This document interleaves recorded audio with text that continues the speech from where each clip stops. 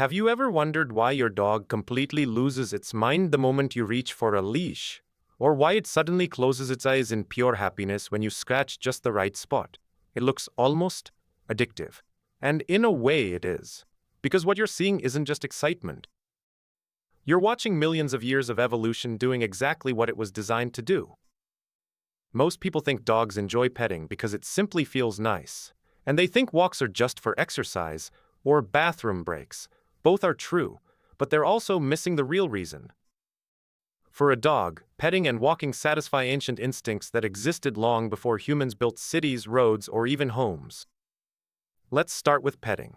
Every gentle scratch activates thousands of sensory receptors beneath your dog's skin. Some areas like under the chin, around the neck, the chest, and behind the ears contain especially high concentrations of nerve endings. That's why your dog instinctively leans into your hand instead of pulling away. You're scratching places they can barely reach themselves. It simply feels really, really good. But here's where things become fascinating. Petting doesn't just stimulate the skin, it changes the brain. Studies have shown that calm, positive interactions between dogs and humans increase oxytocin, the hormone responsible for bonding and trust in both species. At the same time, stress-related hormones like cortisol tend to decrease, making both you and your dog feel calmer and more relaxed. Content reference oisit0dindex.org. In other words, your brain and your dog's brain are rewarding each other at the same time. That explains why petting feels comforting, but it still doesn't explain why dogs evolved to enjoy it in the first place. For that, we have to go back thousands of years. Back before dogs were dogs. Back when they were wolves. Although dogs have changed dramatically through domestication, they didn't lose many of their ancient social instincts. Wild wolves constantly groom one another. They lick each other's faces, necks, shoulders, and heads, not because they're dirty, but because physical touch strengthens trust within the pack. It's how wolves say, "I've got your back." When you gently pet your dog, you're unknowingly speaking a language their ancestors have understood for hundreds of thousands of years. This also explains why most dogs don't enjoy being patted randomly by strangers. Touch itself isn't magical. Trust is. A familiar hand means safety. An unfamiliar hand can feel unpredictable. That's why many dogs happily roll over for their owners, but become cautious around someone they've just met. To them, physical contact is social communication, not just physical sensation. Now let's talk about the leash. Most dogs react as if you've just announced the greatest adventure of their lives. Some jump, some spin in circles, some even start whining before you've opened the front door. But they're probably not thinking, "Finally, exercise." They're thinking something much bigger. Humans experience the world mostly through vision. Dogs experience it through smell. If you walked around your neighborhood every day, it would probably look almost identical. The same houses, the same trees, the same sidewalks. Pretty boring. For your dog, it's a completely different world every single morning. Imagine opening the internet and discovering millions of brand new posts every time you refresh the page. That's what a walk feels like for a dog. Every scent tells a story. A rabbit passed by before sunrise. A neighbor's dog stopped at the mailbox 20 minutes ago. A child dropped an ice cream cone nearby. Another dog marked a tree just around the corner. Your dog isn't simply smelling, it's reading the neighborhood's daily news. That's why behavior experts encourage owners to let dogs stop and sniff during walks. To us, it feels like they're wasting time. To them, it's the entire purpose of the walk. Imagine taking a child to Disneyland, but forcing them to wear a blindfold the whole time. That's surprisingly close to what it feels like when a dog is rushed through a walk without being allowed to explore scents.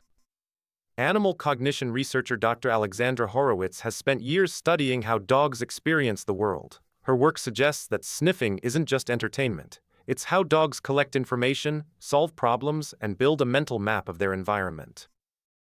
In other words, walking stimulates the brain just as much as it exercises the body. This also explains another strange habit.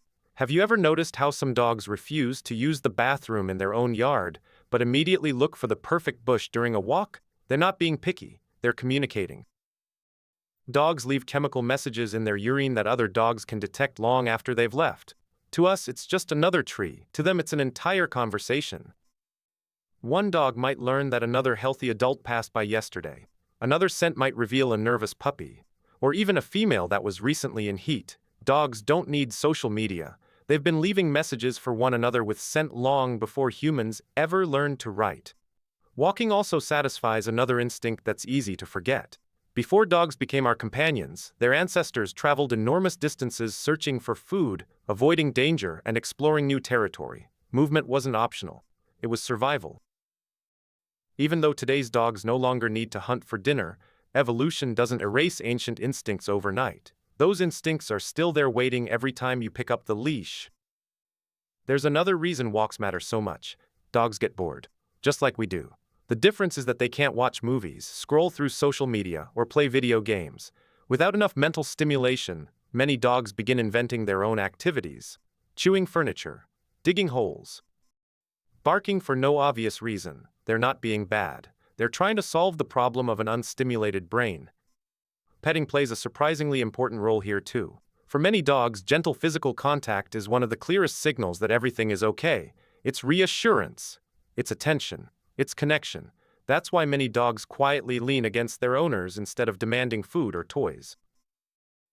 Sometimes what they're asking for is simply a little affection. But here's something many people don't realize. Not every dog enjoys being petted the same way. Some love long scratches under the chin. Others prefer their chest or shoulders. Some only enjoy being touched after they've completely relaxed. And some don't enjoy much physical contact at all. Just like people, every dog has its own personality. The best way to know whether your dog enjoys petting isn't by guessing. It's by watching their body language. A relaxed posture, soft eyes, loose ears, leaning into your hand. Those are signs they're comfortable. If they pull away, lick their lips repeatedly, stiffen their body, or avoid your hand, they're politely telling you they've had enough. So the next time your dog begs for a scratch or explodes with excitement when you grab the leash, remember this: you're not just making your dog happy.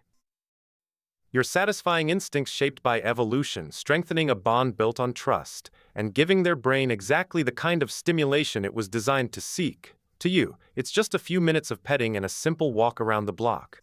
To your dog, it's love, it's adventure. And it's one of the best parts of life.